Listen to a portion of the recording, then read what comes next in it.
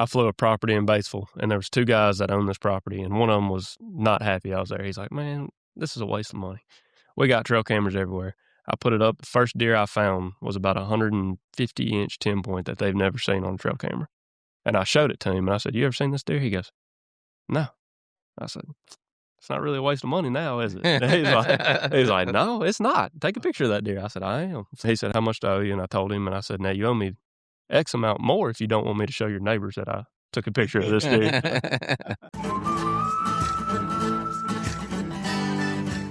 All right, welcome back to another episode of the Buck Junkies Podcast. Got my man Mikey right across from me. We got a guest with us today, Mikey. We do. Colin McKendry again. He's becoming a regular. Yeah, Colin, put your face around here. Yeah. Not only a neighbor, a Tate County neighbor, he's got a new little thing going on that you started up, don't you, Colin? I do. So we're gonna talk about Colin's new adventure he's into, which is drone surveys and deer recovery. But before we get into that, what's been going on? Man, closing out the deer season here in North Mississippi.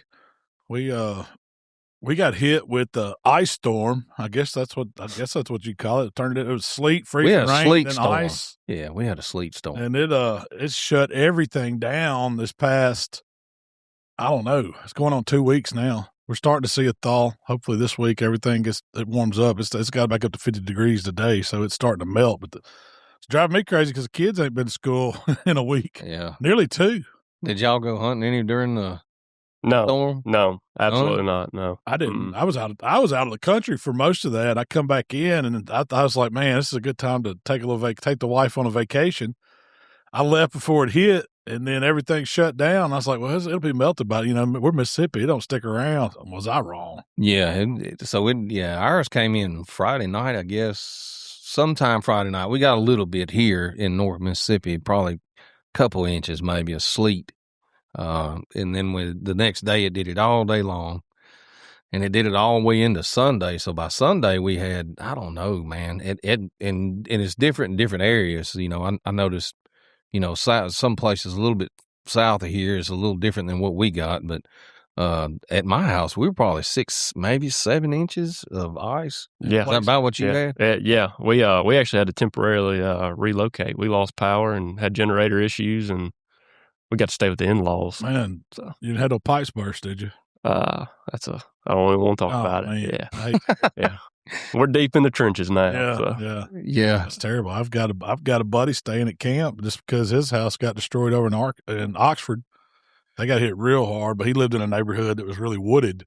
And so the ice is the worst thing on trees, man. And you think it's all right, and it sounds like a daggone war zone. They go to build up that accumulation, them limbs go to popping and snapping. And he was like, he was glad to get out. Not only did they lose power, they lost water too. Yeah.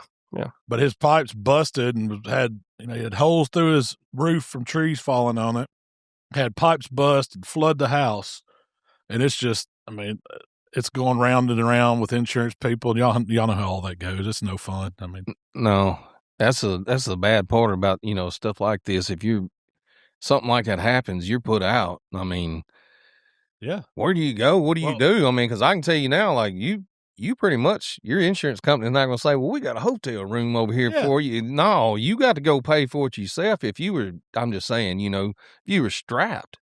Oh, yeah. Maybe you didn't have a couple $1,000s in your pocket to go rent someplace for the next couple of months. They're not going to give it to you. And I know some of them won't. I don't know about all of them, but I know a lot of them that you're going to have to turn in what do they call it? A claim for the, staying at some other property to be paid back to you, but it's all on your pocket. No, worst case scenario on that, after the fact, you get dropped.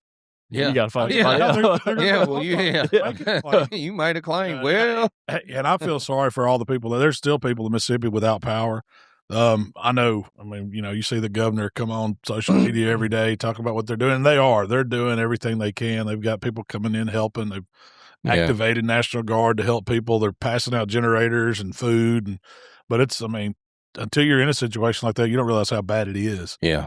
And so, we try to do everything we can to help. It's, I've loaned my trailer out to a buddy whose shop collapsed on him. You got people staying with you. Just do whatever you can to help your next, fell a man out. That's the best thing we can do. Yeah. Shout out to all those linemen. Man, Yeah, no you doubt. man, that job right now, man. Those guys are catching it, and they get called out in it, and they actually had to call them off. Yeah, because it was too dangerous for them. And that one particular neighborhood my buddy was in, they pulled back. They said, "Well, there's nothing we can do. It's not safe for our workers to be in there on these bucket trucks running them saws trying to get these lines." Yeah, because you put it back up. It's still falling. So you string it back up and it falls again and knocks it back down. You pretty much just got to let it do what it's going to do, and then now you can go in and take care of it. But that's right. So it pretty ruined my close of season.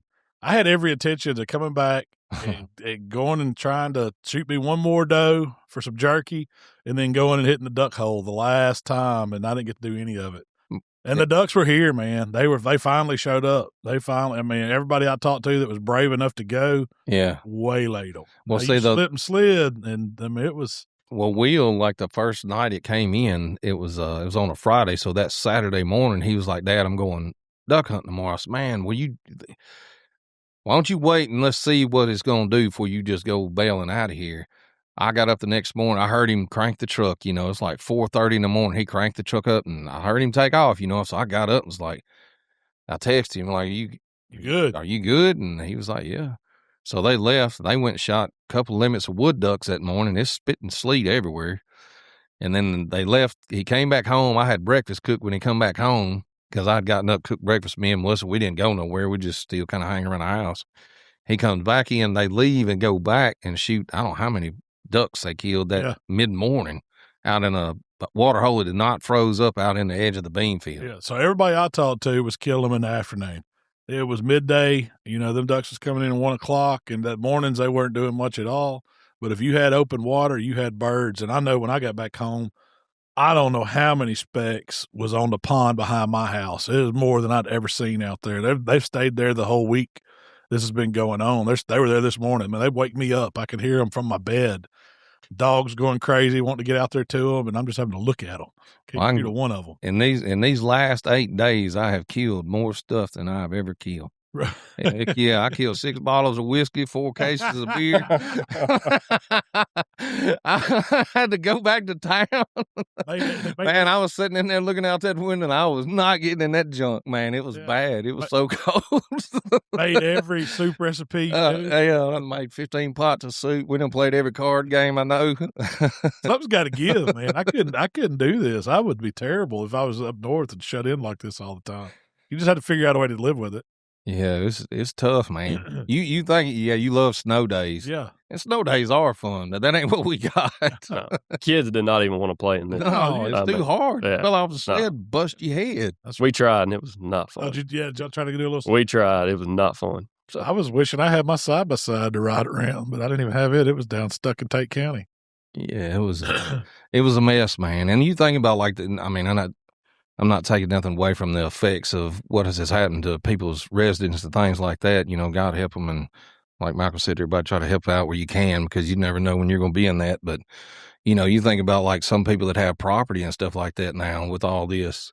My brother told me about their place, and some other guys told me where they have row pines and stuff like that. Well, guess what? It just destroyed those pine crops and, for one, it knocks all them trees down, messes all your roads up. And before you can do any kind of burn, you got to get all that open back up. So you're going to get, we're in the same situation. I don't know how much I know y'all got to get out there and do a little surveying. Yeah. But I didn't know if what the trails were like, or if you could even tell right now, because couldn't really tell. That's the biggest thing with this ice, is it busts those tree limbs out. And then when they go to falling, it just makes a mess, and you got to get all that cleaned up before you can burn.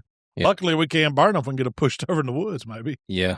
Yeah, ours is not too bad because we didn't get the freezing rain. Yeah. We did get the sleet and stuff. I'm sure there's a few sticks and limbs here and there, but that freezing rain, it gets on them trees, starts popping them off.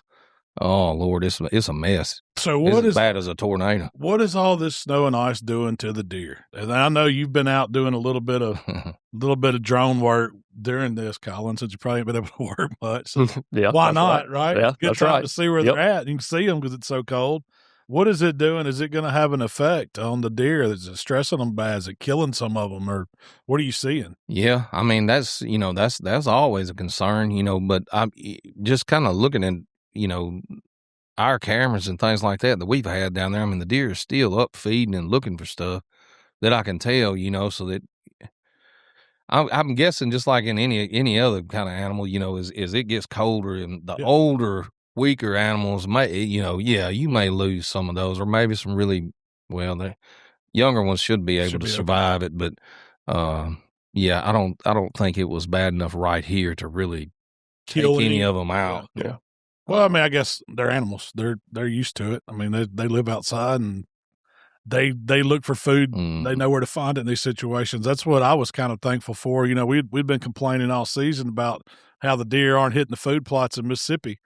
And they're all overgrown. Well, hey, you're thankful they're overgrown, because now with the cameras that we have out on food plots, when it did start thawing out on the edges and you started seeing some of that green pop, man, there's herds of deer in there. Standing in one little concentrated area. Yeah. You know, I mean, it's not. I mean, they're eating everything they can at this point, because they're not getting to those acorns that are left on the ground, if there's any left in this frozen stuff. They're having to find that food source, and that's what we're seeing on camera anyway. I'm seeing even in my food plots at my house, you can see where the deer are just pawing up just to get down to all the stuff. So I mean, they know how to get to it. Oh yeah, they're going to get to it. So. Yeah, it's wild to watch them. I mean, you don't see much movement like right when it all just you know is on the ground. You don't see a lot of movement out of them, and then you start seeing them, you know, start getting around and stuff like that a little more. Because I mean, I seen like deer tracks in the yard like the first night when it all came. You know, I'm sure they hunkered down somewhere, found somewhere to get, and that's always been something for me. Like, what are you going? Where are they hiding at when this happens? Yeah. I'd have to find me a big old cedar tree or something to get up under, you know, something to block some of that crap from laying on my back. That's right. But you know, I know they do get up and shake off or whatever and sit back down. All those trees that fell over and those treetops that got knocked over by the tornadoes, that's what they're getting up in that stuff. Yeah. They're anywhere they can find some shelter. They're resilient animals.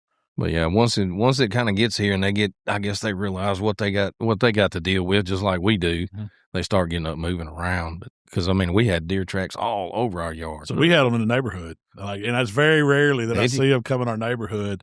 But there's a bunch of trees, got old oak trees, you know. And if the squirrels couldn't keep up with all of them this year. Yeah. Well, I had deer I had deer tracks in the front yard. I never saw them. They must be coming in the middle of the night, you know. But they're pawing at all that and eating acorns right out. Those acorns that are left up there from Yeah. And I mean, I had acorns. I mean, you know how it is in your yard. Crop we had this year, I mean, you can't hardly walk without stepping on one. And it was going to have to be picked up or mulched up or something. But now the deer handle it for me now. I'm glad they're coming in there at night. Yeah, it's the same thing at the house. And whatever was still left on the ground from there, they were out there messing with a lot of those acorns. They didn't come in the yard and get, because they pretty much stayed to the woods this year. Didn't see a lot of them in the yard, but they're out there now. The storm would have hit 2 weeks before in the deer season. Oh yeah. It would have been the ducks would have been jam up everything. Every animal in the world would have been there. Would have been a shot at. So right now it's looking like youth week kids. You got any kids want to shoot ducks, boy, you better take them this week. Yeah. Youth or veterans for sure this weekend. It's the veterans hunt this week? You can do a veterans hunt too. So Yeah, because it warmed up here, so there's some open holes now. Oh, yeah. A lot of water. It's fixing to get all this melting off. Going to be a lot of water everywhere. But anyways, let's get into Colin's little let's talk about drones, because we've mentioned drones before and had some discussions on it, but we never really knew anybody that had one that was interested in like doing surveys or doing recovery. I think that's two things that really come in handy with these machines. Colin, tell us a little bit about them. Yeah, so the drone I've got is the M30T from DJI. The cool thing about it is we flew it the other day at one of your properties. You can run a camera survey all year long, and you're like, oh yeah, that's cool. I got a lot of these, a lot of that. You put a drone up, you'll see deer you've never seen in your entire life. Mm-hmm. That's the really, really cool thing about that. And just I think that proves the point of deer are a lot smarter than you think. They know where those trail cameras are. They see those trail cameras, but they don't see a drone 350 foot up in the air. So when you're flying it, so kind of walk me through, like, what are you looking for when you're flying? So Talking survey. Yeah, Survey. so We're talking survey here, not the recovery. The biggest misconception of drones is you can't pick thermals up during the daytime. That's not true. You can pick thermals up during the daytime. So you can get up in the air 350 foot in the air, whatever you want to fly at, depending on where you are. And you can switch on a tint or a white hot, a black hot or whatever, and you can still see those thermals. Now, they look like little white specks or little red specks, depending on your settings, however you have it set up. But you saw it the other day. Yeah. It looks like everything else is completely gray and hazy, and it's a white outline of a deer. I mean, it's clear as day. You can tell exactly what it is. Yeah. So that's the good thing about this particular drone that I have. You can fly it all day. So are you flying that thing? So like when you flew ours, I'm asking because I know people listening probably don't understand, and they want to know. But when you get up, are you flying like the perimeter first around the property? I like to do that. Check that, and then going back into a grid, or is there just certain areas you like stay away from? Like, well, I know there's no deer over there, or how are you deciding what you're going to fly? I like to fly a grid, and the reason for that is it helps me outline the particular property that whoever that y'all wanted surveyed, and then I can actually go into my settings of my drone and I can have it automatically fly a grid if I wanted to. I choose sometimes to do it manually, but if I get the perimeter set on that, the drone does everything that you want it to do. Okay. You can set it up. You can have flight routes. You can make it automatically do it. You can even make it take pictures if you want to do by itself. But I like doing it manually. That way I can kind of control it. So, yes, I like flying the perimeter first. So it will physically pick up any kind of heat signature and stop and take a picture of it? It could, yeah. Mm-hmm. I'll be dogged. I didn't know it was that tech. How fast are you moving along to be able to like visualize it? Because to me, those things are moving pretty quick. I mean, how can you see pretty accurate? If I'm doing a survey, like a real in-depth survey like I did for y'all and like I do for anybody that calls me out, I'm flying maybe 24, 25 miles an hour, and I'm at 350 feet in the air. So, I mean, I can see dang near a whole property just from right when I get up in the air. Yeah. Now, it gets thick, and you got to slow it down a little bit, like in pine thickets. Slow it down and kind of zoom in a little bit more, maybe lower your elevation some. But can you see through some of that foliage and tell if there's deer even in the thick stuff? Yeah. I picked a owl up out of a tree in y'all's, and it was in y'all's pine thicket. Yeah. So, is that the hard part, differentiate between whether this is a deer or a small animal or a bird or something like that? In thick foliage, yes. In wide open fields, no. Yeah. So when you're doing these surveys, tell me how this helps. Like, how does this help a landowner? I mean, what information are you giving them back when you do a survey? The biggest thing I give back is buck to doe ratio. I've flown, and we'll dive into that. I've flown properties before where everybody's like, "Oh, our numbers are great." Well, I'm like, "Man, you got 10 to 1 does to bucks." Yeah. And cameras pick up certain things like we discussed. Cameras are great to utilize. The cameras don't pick up everything. I mean, you can't see possibly anything you want on a camera. So my biggest thing that people are really, really getting out of this is the buck to doe ratios. And of course, turkey counts. That never hurts either. So everybody wants to see how many turkeys they got on their property. So the turkeys show up on it too? Yeah. Oh, yeah. Really? Yeah. Yeah, I didn't. Yeah, when he flew the other day, that was one of the things I was like, I always heard that turkeys won't show up on the. Well, the only reason on there, they did.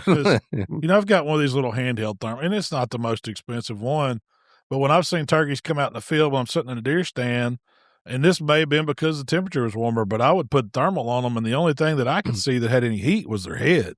It's like the feathers, they were all covered up. So I was like, well, you can't really tell much, but I guess it's just the quality of the drone, the camera that's on that drone. I can pick up everything down to their spurs with it. Really? Yeah. When he can you tell even from the air that high, can you tell if it's a gobbler versus a hen? So I can switch out of thermal and go to a zoom lens, and I can 30 times my zoom I could differentiate it. That's pretty slick. Yeah, the bad thing is if they're bent over, it's hard to see the beard. It is. You gotta kind of be at an angle to when he looks at them to be able to see the beard, hanging down. If you're dead over the top of them, that's where a lot of practice comes in, because you can rotate the drone and not the camera, and you can still zoom in. You could face it or go behind it or whatever you need to do. But there are ways you can definitely zoom. Well, see, and that was the other thing that I was thinking about. A lot of people are always, wondering, like, and we wondered this, like how many turkeys do we have on the property, and like what is that ratio like? Yeah. Like, how are we just flooded with hens, or is there? I mean, this time of year, Don't tell nothing on here neither, Zane. I mean, oh, I'm sorry. Zane might be listening. we've been seeing turkey all deer season, so I kind of got an idea of what. I like to think I got an idea of how many we have working the property, but it's like this time of year they all group up. So if you want to know how many turkeys is in one area, you can find them like that. You got a pretty good idea. Yeah. And I'll tell you, I know y'all have a good idea of what's on y'all's property, probably better than most. Mikey can tell you when we put it up, he was like, oh, I mean, we see that group, but where'd that group come from? Yeah. So I mean, it's like he flew, yeah. you know, so, and this is one of my questions, but he flew our perimeter. And when he flew over the first time, there was a group of about 26, 27 birds out there, which is that group of hens that I've seen several times. Will's seen them, you've seen them. And I said, yeah, those stay over here. Well, as he went out, there was another spot that we didn't kind of fly directly over and wanted to hit it. And as he came back by the field, there were 80 turkeys out in the field. Yeah. It's like, holy crap, where did them come from? Mm-hmm.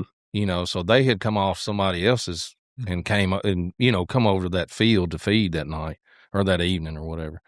But yes, I mean, that was another thing is like, I always wanted to know what was our ratio, and, you know, which there ain't much we can do about hens because we don't really have a hen season here. There's not one. But, you know, just knowing like, should I kill one gobbler off my place? You know, because we do still manage turkeys, not just the deer. Yeah. You know, if we don't just think we got to let 3, don't mean you got to kill them all off the same piece of property. And we've never done that. Yeah. And, you know, just because you can kill 3, we don't go out there and me and him kill 6 off the property. And what, you know, maybe we just what did we just do to that? You know, so I've always had those questions, and this is a good tool to utilize that, you know, where you can see that, especially like he was talking about, like this time of year, and they're wadded up like that. All the gobblers are kind of grouped, and some are mixed, but, you know, there's a lot of hens. So being able to very easy to count right now for sure. Right. Yeah. And like you said, the foliage is off, so you can really see, you know, if there's a group in there in the woods. It's probably harder to see them in the woods, tell gobbler from, you know, hen. But yeah, that's always been a question of mine. Is, you know, are we shooting too many gobblers or not? You know, are we doing right? I don't know, you know, because they scatter.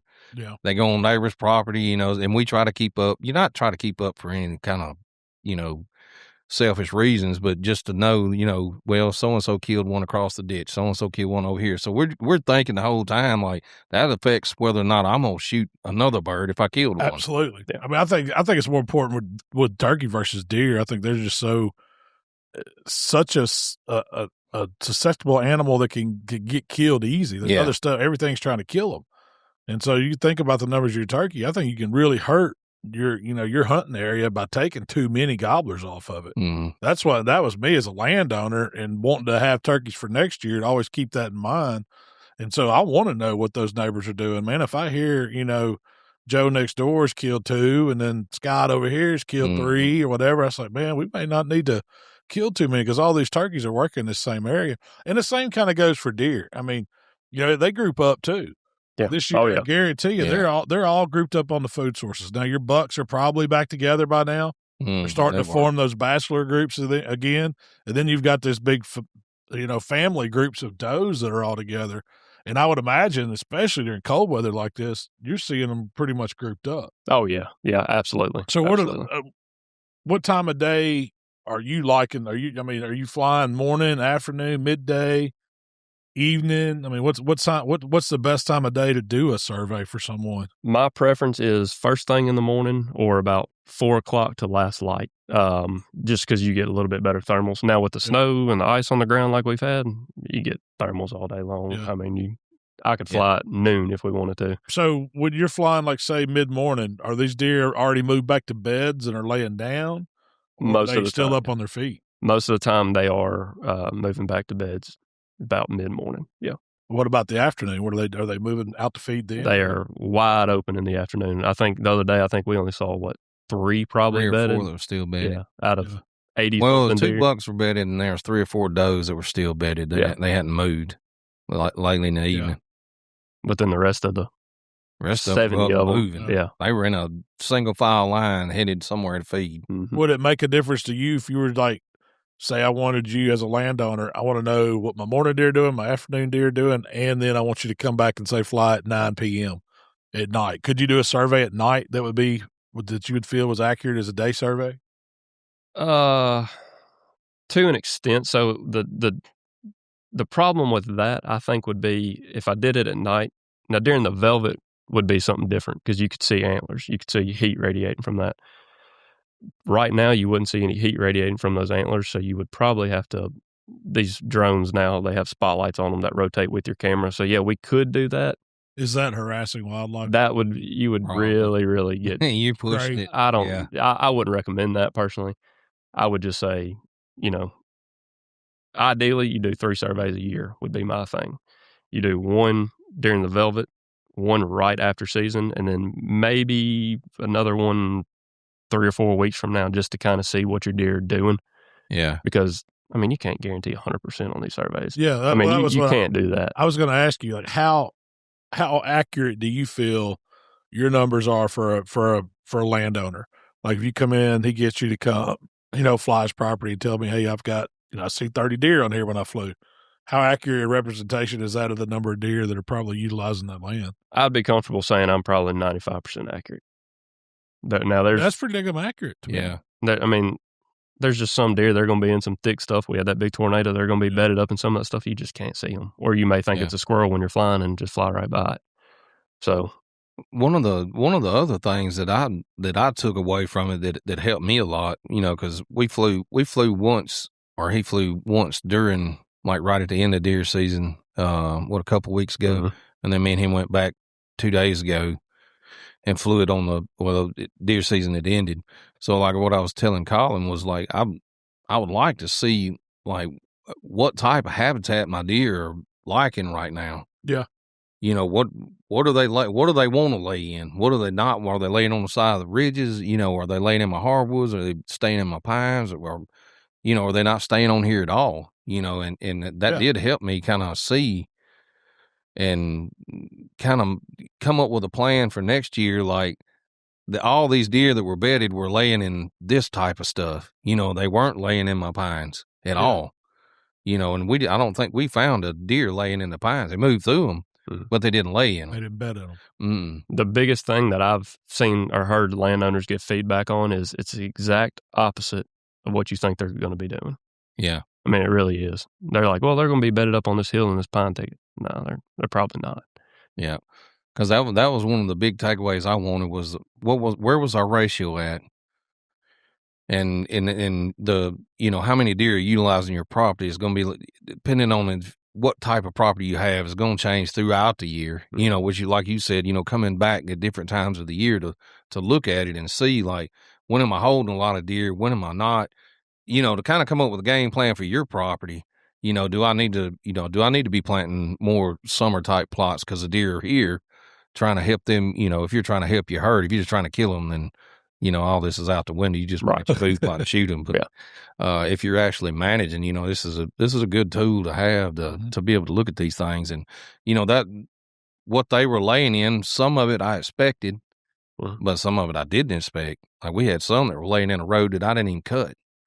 Man, we'll cut it one time this year just to be able to ride back there during the summer, and we didn't cut it again. All it had was just little patches of grass here and there, Johnson grass, and maybe a few, nothing growing in it. It was just, whatever. And there were 2 bucks laying dead in the middle of a road that we just stopped cutting, like late in the summer. Yeah, quite literally dead center of the road. And nobody would have ever thought to look for them there. So.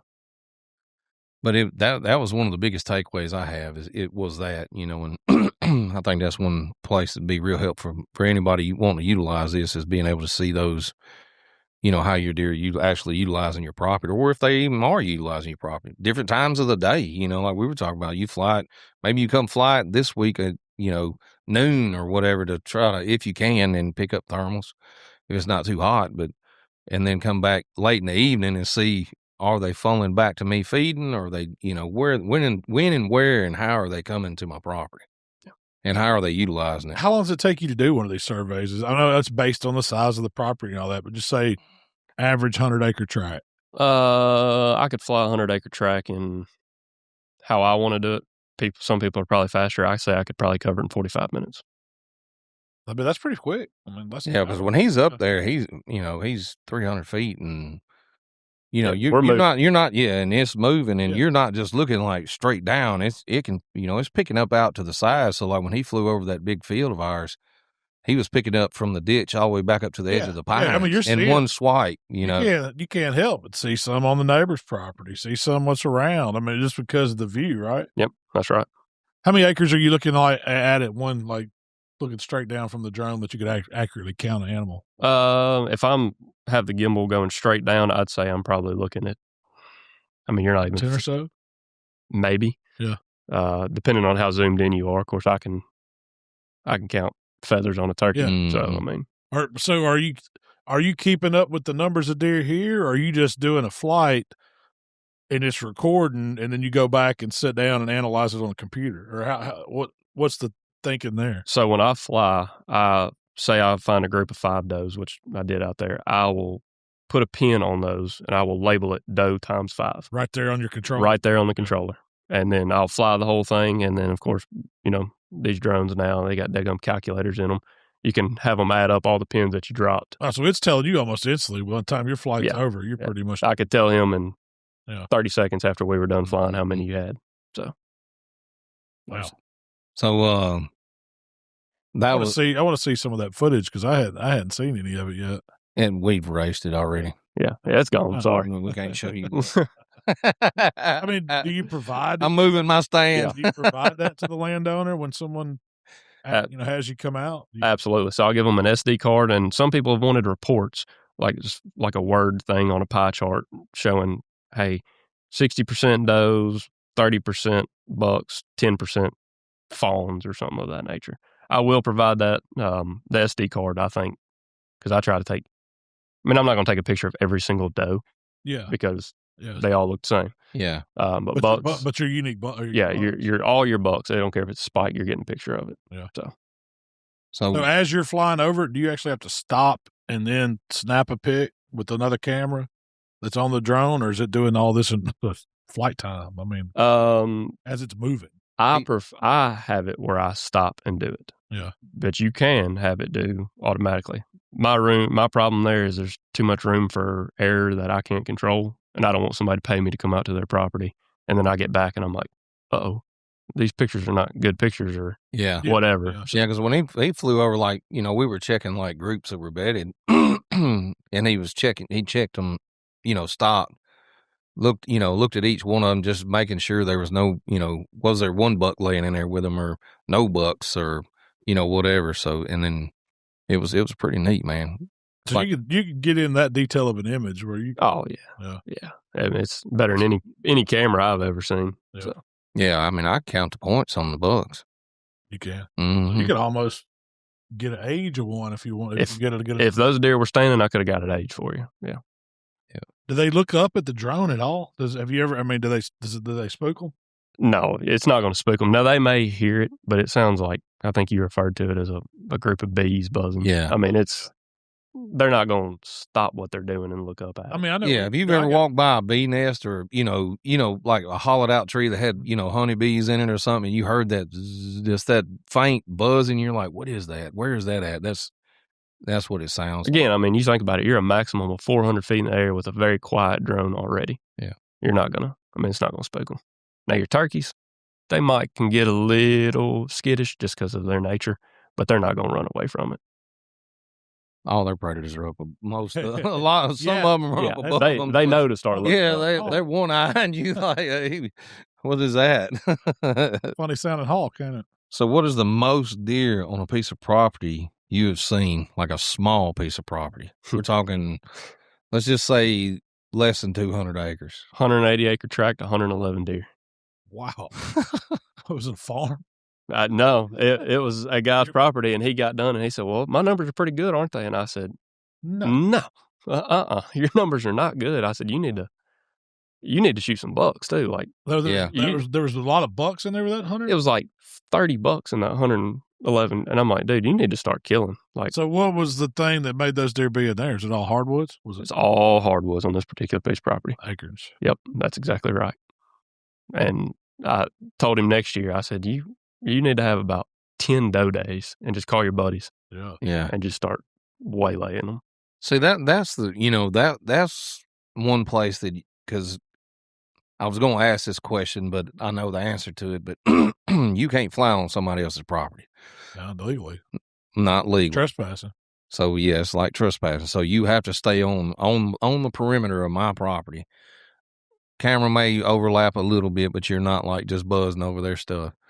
So, I mean, it would be very, very beneficial not only to the neighborhood, if you're hunting in a group of neighbors that have it, is calling them and saying, hey, I'm going to have, Colin come fly my place. We're going to try to figure out where everything's at. Now, he can probably separate each piece of property where they don't, they're not looking at, you may be you may not want them to know something on your property. I bet there ain't many people that do. No. Well, that's like you could break that out, but you could also see, like you said, that guy had 111 deer. You may fly it next year and we have no acorn crop. He may not have a 10. Right.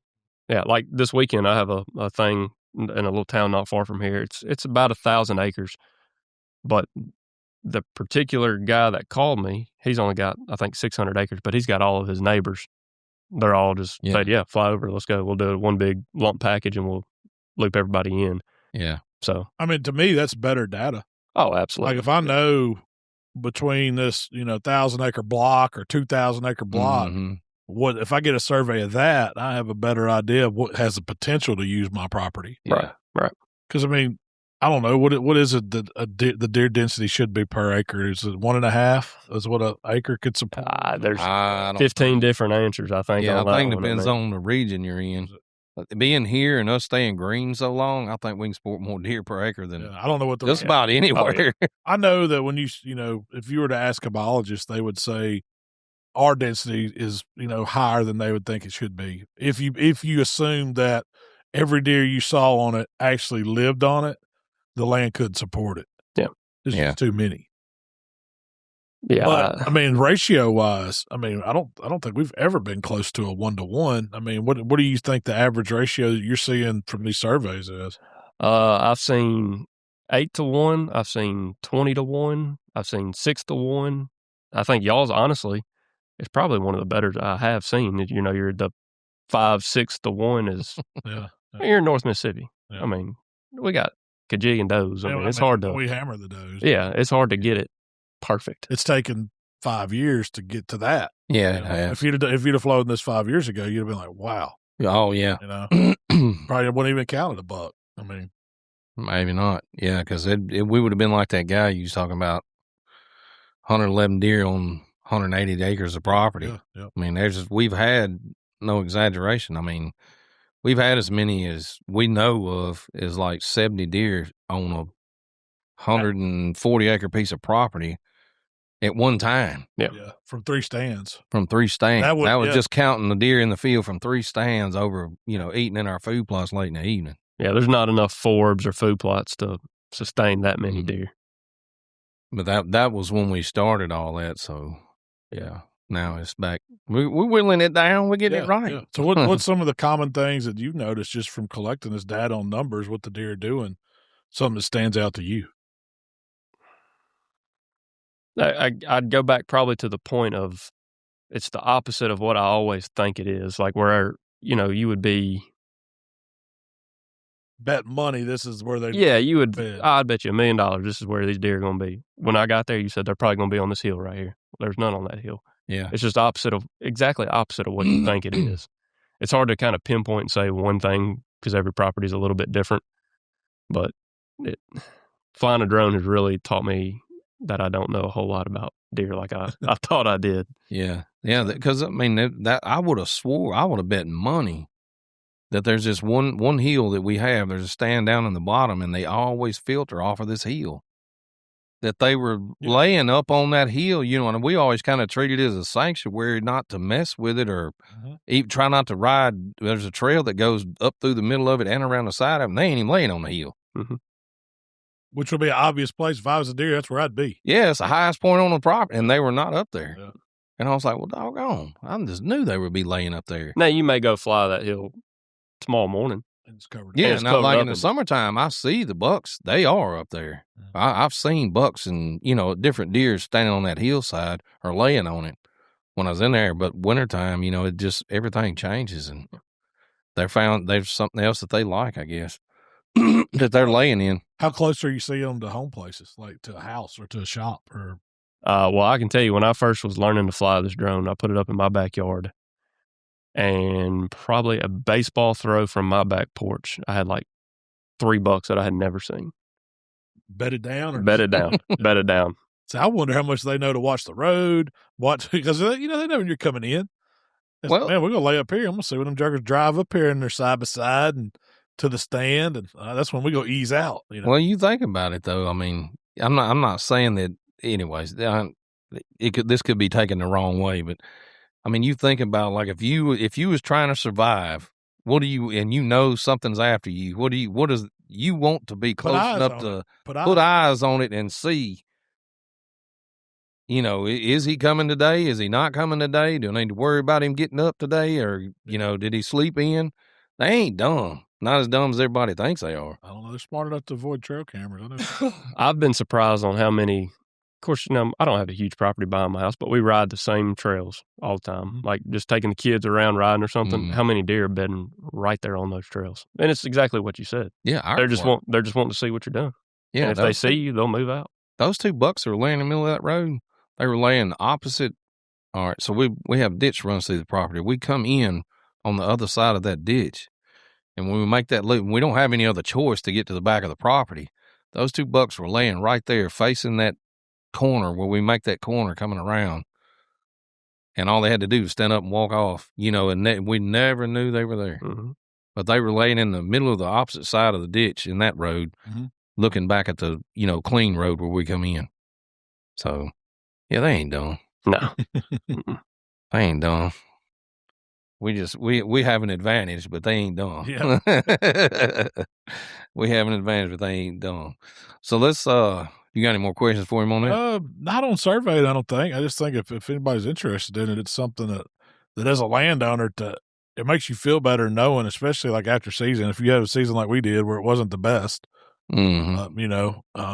that, I've talked to some of my buddies that hunt around there, and you've talked, I've heard you on the phone with the neighbor. Everybody was asking how your season went. Man, it's horrible. We ain't seen nothing. We're down the road and we ain't seen nothing. Ain't no deer around no more. Must be, something's getting them. Yeah. I don't think that's the case. That's not the case. I think they're just avoiding it.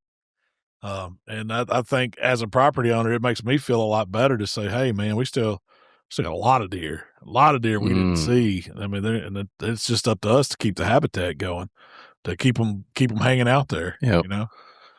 Yep.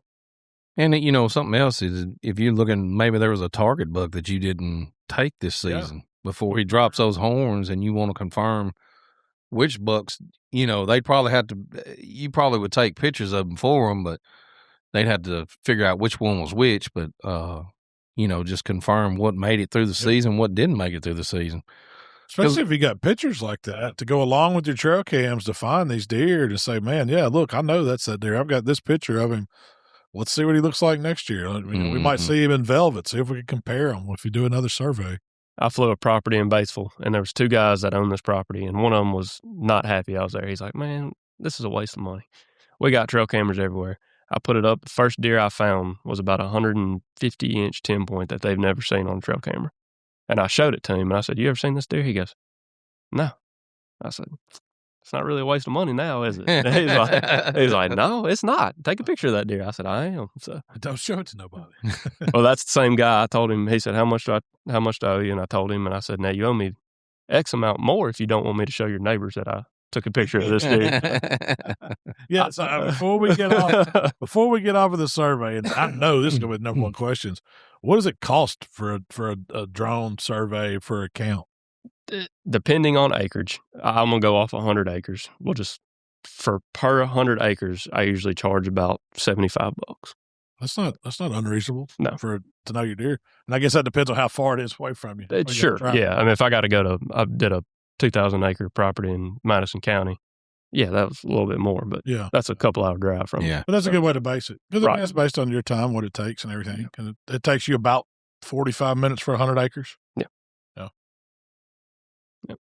And you can look at the prices of these drones. It's like a plumber. You pay for what they are and what they know and what they have. Mm-hmm. I mean. So what wait, let me back up. Well, I did have one more question. I didn't have my follow-up question for the small property. Okay. What's the least amount of deer on a large piece of property they thought? They thought they had something. They thought they had something. And I texted you these numbers and I just went blank on them. I want to say it was 280 acres, maybe 180 acres, and they had 11 deer. And they were all does. And he's like, man, this property, he's like, hey, we got so many deer on this property. And I started looking at his trail cameras and all his pictures were does. And he's like, that's a different doe than that one. I'm like, just out of curiosity, how can you tell that? He's like, well, you can't. Yeah. I just kind of assumed it was. And I'm like, no, you're looking at the same deer. So he had 11 deer on his property, maxed out his trail cameras every single month for the same 11 deer. So, well, I mean, I had that feeling this year. I was like, man, we're still getting pictures of deer. You know, they're just not. It's all at night, or you know, it's not when we're out there hunting. I was like, man, it's just the same deer. They're just hitting this camera and this camera. It's not. Yeah. On our particular property, it happened to not be, but you can't tell. You can't look at some. I mean, unless they got some kind of marky deformity or something. Yeah, they got a hole in their ear or a torn ear or something like that. It's the only way you can really. A lot of times it's hard to even get scale on a trail cam, especially a night pick. I mean, it's, you know, you can see one, it's like, man, look at the size of that doe. And it's really, 90-pound doe. And you think it's something monstrous. Yeah, because we did fly over a hoss of a doe. Yes, we did. Man, I mean, she looked like a Jersey bull, man. I looked down, I said, whoa, look at that doe. She was You don't think it was a buck that lost his horns? And I always checked it. Yeah. Well, that's the cool thing. This drone, you can get close enough to see if they're bleeding, if they've shed.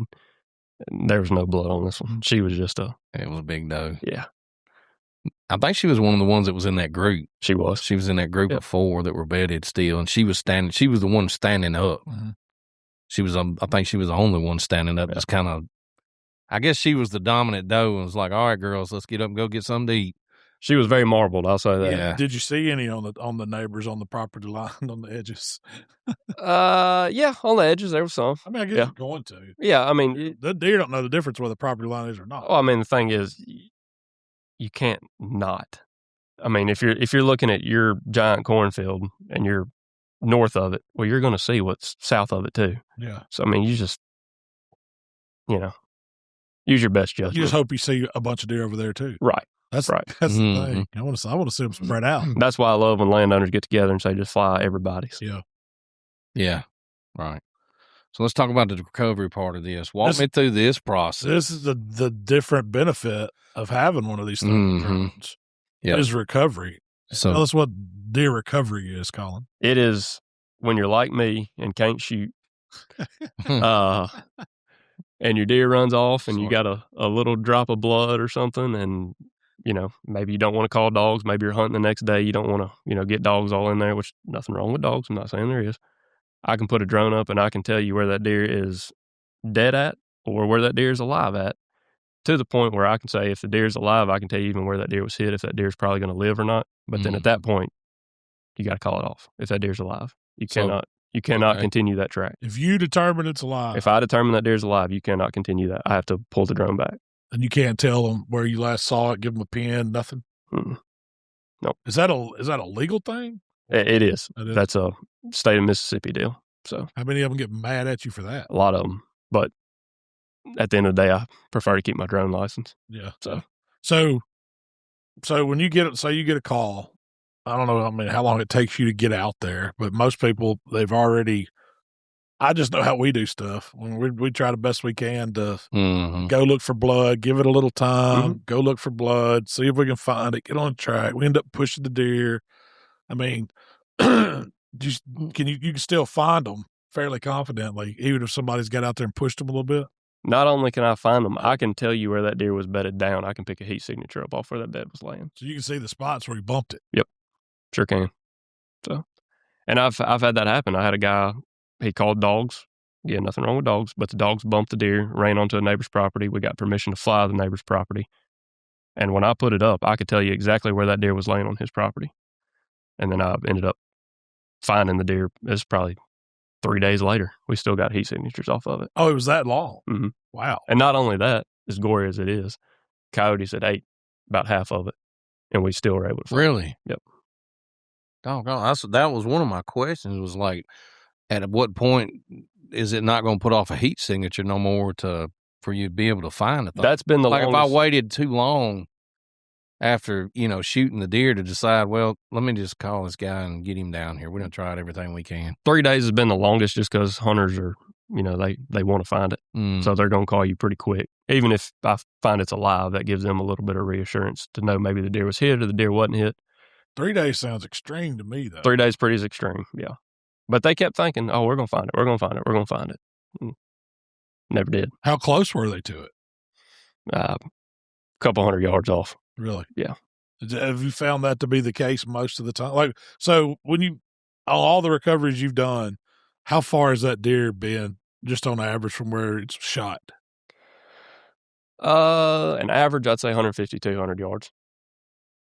So, and it comes, and that's not that far. It's not that far for a deer. It's not that far, but I've seen deer that were 50 yards and the dude made a clean shot. The deer just didn't bleed.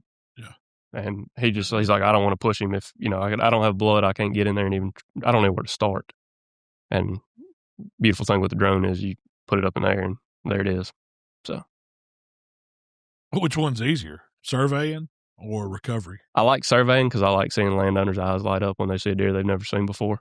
But recovery is fun especially when kids are involved. Like I tracked a kid's first deer this year, and we actually found it floating in a pond. And that kid he was hugging me, he was crying, and that was. You could pick the heat up from the pond. Yeah. That was probably the coolest track I've ever been on. So they got a full recovery. Oh yeah, absolutely. Little kid and his dad got to go out there in the pond. It was waist deep. Drag it back in, so it was pretty cool. Huh. So, have you? Have you ever had somebody tell you like, "Hey, we just shot a hoss down here. We done lost him," and then you find it and it ain't nowhere near that. Big buck, man. Yep. Yep. Sure have. Had a guy call me not far from my house, and he listens to this podcast, so he knows I'm talking about him. Good friend of mine, actually, and he called me and said, "Man, I just shot a giant on your lease," and I'm like, okay. I'm going through the deer that I know are giants that I've seen on trail cameras. I'm like, well, maybe it's this one. Well, I get out there and I started talking to him. I was like, where's he standing? He's over here to the right. I couldn't really see him that good, but I'm pretty sure it was him. And I was like, cool. Somebody shot him. I'm fine with that. It's a lease. Yeah. And I put it up and it was a 4-point that his head was behind a tree branch and he saw the tree branches and thought they were antlers. Yeah. And he's like, man, that's a big one. And I found it. And I said, I found your big buck for you, buddy. That ain't the same deer. He sure did. He said, no, that's not the deer I shot. I said, that's the only thermal I'm picking up out here. I've been standing behind him. Yeah. That's the only thermal that's picking up out here. And that's the only deer dead. So now that you're saying that, I'm just thinking of this, like some of these high end clubs and stuff, like, that have like heavy restrictions where you're going to pay a massive fine if you shoot something that's, not big. How many times are you going to get bribed? That guy says, hey, look, if you get up on him and that thing is, not what it's supposed to be. Well, the way I look at it, delete. Yeah. Drop me a pin after you leave if it's dead. The way I look at it. Just tell him you couldn't find it. The way I look at it, my job is to find the deer. It's up to you what you want to do with the deer. So. And that really is. I wanted you to do that, kind of walk us through that process. Like, say somebody makes a shot, they may be in marginal sight, they don't find any blood right off, whatever. How long would you like to see them before they made a call for a drone recovery, and then walk us through what would happen, after they decide to call you? So I would like,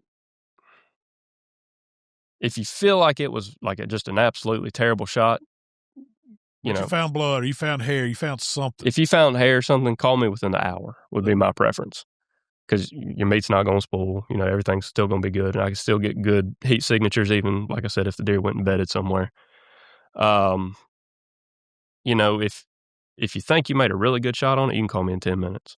That would not, but. So you get out to the property, do you ask them to walk you through Yes. where they shot it? Yes. What was going on? Walk me through where you shot it. And I pull up on X, not that I don't trust anybody, just because my license is on the line. I pull up on X, I'm like, is it on this property or is it on your neighbor's property? Because if it's on your neighbor's, we got to call and ask for permission. And then I make people sign a waiver just saying, hey, look, if I fly over here and your neighbor gets all upset with me, it's coming back on you. You're the one who told me, I could fly this piece of property. And that's just an insurance thing for myself. But, So technically, you're supposed to stop if you get to a property line. Yes. Even if you think that deer may have went over there. Yeah. So how the law is technically written, there are people that say you can fly on neighbor's property because they don't own the airspace above their property. I, as a landowner, would not want somebody flying my property if I don't know you're there. I will not do it. You own the airspace for a certain. It's for feet. For a certain amount of feet. But these drones can get over that. Yeah. So, but I don't want somebody flying my property. Yeah. But you can knock on my door and I'd say, man, knock yourself out. But I'd like to know what's going on my property. Yeah. So, because the bad thing about the negative thing about drones is people misuse them. It's just like anything else. Yes. If somebody was going to fly over on, if there was no airspace restrictions and they could just fly over your property, what keeps them from coming over here and harassing I've had people call your me. animals, because, you could do that. I've had people call me before on a track and I find their deer and they see a doe on my screen and they're like, can I go shoot that? I'm like, no, because you're harassing animals at that point. You can't use a drone to find them. Or you're using that to aid you. Right. And I'm not going to be the one trapped on that. So you get there, they show you where the deer was shot. You determine you're going to put your drone in the air. All the permissions are met. You go up. Mm-hmm. What's next? I go up to about 350 feet and I switch on my thermal and any living animal out there is going to light up red. You may have to check 3 or 4 deer and you may have to check them with a spotlight just because they're not moving. They may be bedded down. That's just part of it. There's no law saying you can't do that. But I can get right on top of, trees, 50 feet, 100 feet, whatever it is, and I can hit a spotlight and I can angle my camera down and you can see the deer just clear as daylight in there. Now, like I said, you may check 3 or 4 deer and some landowners get mad. They're like, oh, you're scaring my deer off. I'm like, man, if you want to find this deer, this is how we got to do it. Mm-hmm. But that spotlight on top of that DJI is, that's a game changer. So, yeah, we found squirrels. Coons, hoot owls. Yeah, we found everything. Coons. Yeah, you said coons. Yeah, we found coons coming out of the creek. So, yeah, it's wild how clear that thing is. It's a whole lot simpler than a lot of people think. It's just these drones are not easy to fly. You ain't going to just get one and just say, I'll put it up. I'll figure it out. Yeah. No, you're going to crash them pretty quick. So once you locate an animal and you say, okay, I'm pretty sure this is the one, either it's dead, you take a picture of it, you show them on the screen. Mm-hmm. If it's dead, I'll take a picture of it and I'll drop a pin. So when I drop a pin, I can hit a little QR code attachment. They can scan it on their phone and it takes them pin right to that location on their phone. No way, really? Yep. And you can only do that if you know that animal. If I know that deer's dead. If I see it breathing or anything, I can't do it yet. So. Can you even share a location if you think it's mortally wounded? No. You can't?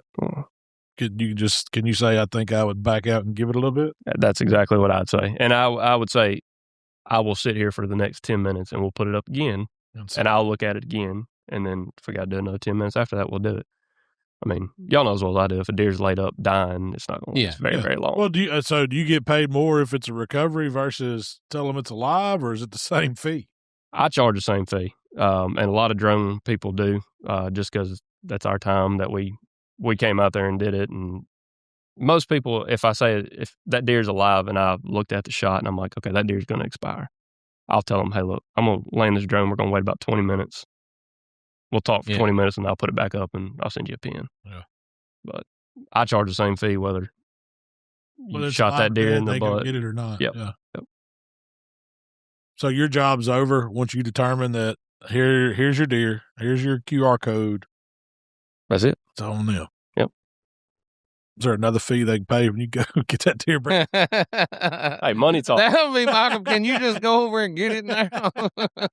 Go and get that thing, bring it back over here. Yeah. Money talks. We can talk something out. So, strapping young man. I like to go with them on the recovery, and I'll help them drag just because I like seeing the deer and I like watching them take pictures with it. That's kind of what it's all about to me. Yeah. So.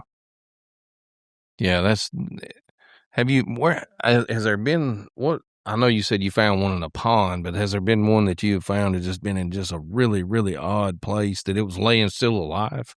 Yes, I had one that I tracked in Panola County, had jumped the neighbors. They had a little 3-strand barbed wire fence going into their backyard to keep their pigs in. And it had jumped the 3-strand barbed wire fence and was laying dead in somebody else's backyard. We had permission to fly their property, so we were completely legal. It was laying dead in their backyard. In the backyard. Yep. Yeah. Yep, sure was. So, and I'm sure it just ran for whatever it could run for. And just run out of gas. And just ran out of gas. So you said it's hard to fly these things. How does, like, say if I wanted to go get me one, and I mean, I didn't know you, so how would I learn? Or is it something that you can teach yourself, or do you have to take a class, or how do you become certified to be able to do this or learn to fly one of these things? If you want to fly recreationally, you don't have to take a class. There's a FAA Part 107 license that if you want to do it commercially, so if you want to make money, you have to take the test and get the license. That test is not very easy. Is it just a written test, or is it actually a flight test? No, it's written and flight. So, but when I say written test, pilots have to take this. Yeah. This particular test. I mean, this is like when you hit airspace, you got to deal with FAA laws. That is way beyond my head. So that's for commercially. Recreationally, play with it. Don't be scared to click buttons. You're not going to mess it up. A lot of these things have sensors in it where you're not going to crash it. But if you're going 35 miles an hour, those sensors aren't going to pick up in time, and you're going to crash it. Yeah. Have you tore yours up any? No, thankfully I hadn't. Last one, I had one before this one that got a little tore up, but I was trying to do a little too much. So I'm gonna tell so when we were making a video one day, and our media guys, they have the drones. They're smaller than yours, I think. They're not thermal. They're just just regular camera drones. So they just got cameras mounted on the front of them for video purposes. And anyways, one of our media guys, he was out there, doing some stuff with me, and we were doing a video. Well, I had just cleared all these roads out and stuff like that. So, it's wide open roads, and they kind of zigzag, curve through he was going to fly that as fast as he could possibly fly. And I was like, sure. You sure? Let me make a couple of laps. So he went around once, and it was fine. And I was watching his screen, and it's like one of those TikTok videos, where the boogeyman jumps out of the closet. He made this corner, and all of a sudden it was like tree, pow, and it went black. And I was like, oh, you might have just tore your stuff up. It did. Yeah. He was like, damn it, I didn't see that tree.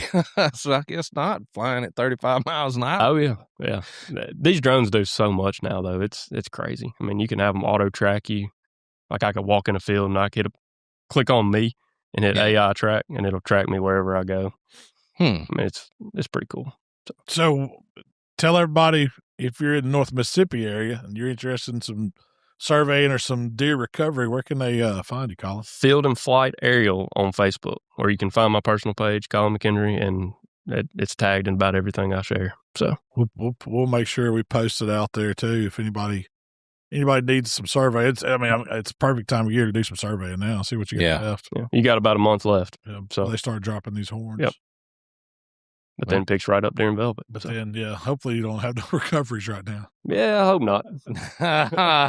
They might get a little expensive for the fella. I know a guy. I don't know the legality of turkey survey. I know a guy that's probably not going to be too happy about that one. So I don't know about turkey. I've never heard anybody do a turkey survey. So I don't know if that's legal or a thing or not. But it's pretty cool to know that you got birds on your property. Yeah, it is. Well, that's all we got for today, guys. Yeah. We appreciate Colin coming out and telling us and giving us some info on this stuff. And it's been helpful for us just to have him come out to our property and, towards the end of the season here and just give us an idea of what deer we do have around. And, it was eye-opening. We're happy. Feels like we're doing something right, even though we ain't shooting them. We got some out there, and there's some decent bucks still out there too. So that's right. Always next year, right? That's right. Get them next year. That's right.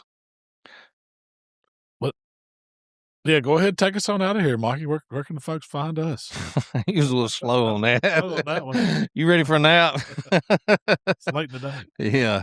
All right. Well, y'all can find us on buckjunkie.com. You can find us on Facebook, TikTok, Instagram. You can also Look us up on Buck Junkie Outdoor Club on Facebook. If you got any questions or anything, or you want to post any pictures, that's the place to go do that at.